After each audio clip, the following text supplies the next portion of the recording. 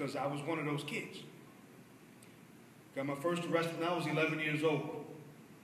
I buried 5 cousins. The youngest was 14 when he was shot between the eyes.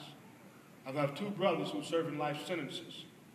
I remember in the 3rd grade, I got my first social studies book, and the teacher gave us the speech that all the good teachers give about the book, where all the important people are that made this nation such a great place, right? And so I'm like, here we go, y'all. And I'm going through that book, and chapter 1, that's not me. Chapter 3, that's not me. Chapter 7, chapter 15,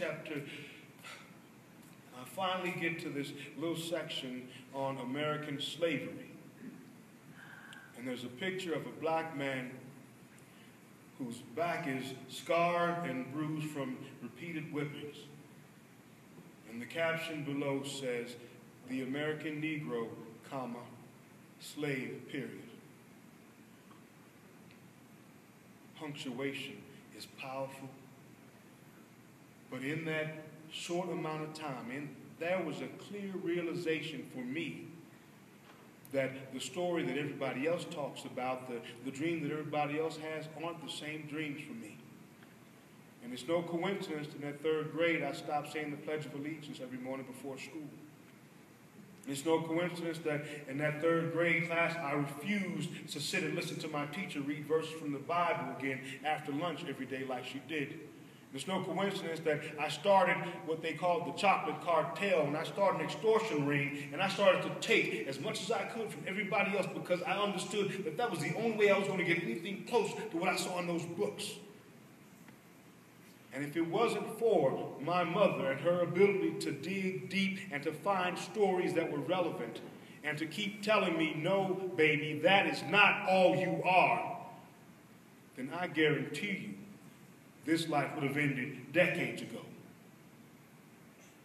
And so we have to tell these stories to young people because it is relevant.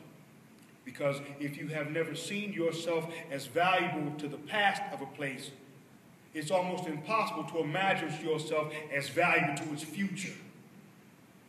And so our job is to make sure we tell stories that are relevant to all of our children so they all see a piece and parcel of who they could be there. That is the thing that sparks dreams. That is the thing that creates a courage to stand up even though you've been knocked down 6 times and say, well, maybe this time I got it, and to try again.